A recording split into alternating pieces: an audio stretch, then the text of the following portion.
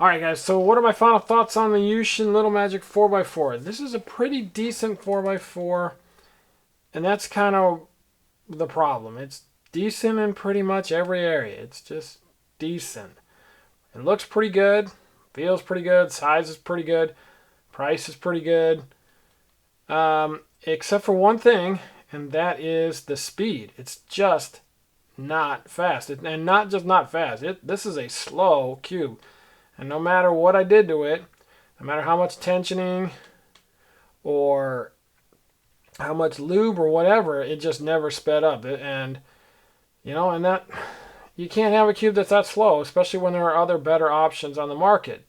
Speaking of which, in the upper right corner here, I've got a Meilong 4x4 that I magnetized myself, and that's a much better option.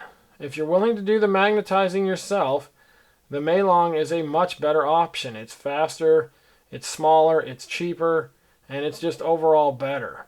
The only thing is that the Meilong feels a little cheap in comparison and doesn't look quite as good because it's got the matte plastic instead of the nice, shiny, higher quality plastic that the Little Magic has. But I'll be talking about that also in a little bit.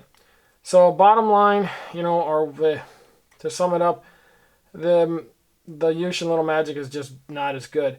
Now what you're seeing here is some plastic flaws that are all over this cube. They're little nubbins of plastic all over every piece basically on the cube that shows you, that the quality just isn't there either. So what's the bottom line? Well, what are the pros and cons? First of all, we're talking about a 60 millimeter, 126 gram 4x4, so light and small. So that's one of the pros. It's compact size. It looks really nice. The price is pretty decent.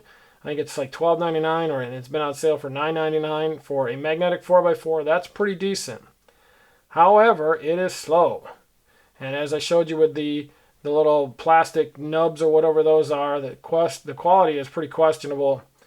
And again, this cube is not fast. It's very, very slow, and that will drag your times down. I average a good 10 seconds less with this Little Magic than I do with any other 4x4 on the market or any of the other top 4x4s.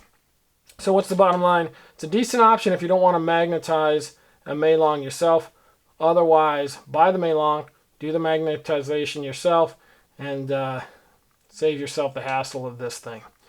Alrighty guys, thanks for watching. I'll see you on the next video, and throw a like and subscribe down below, and we'll see you next time. Thanks everybody.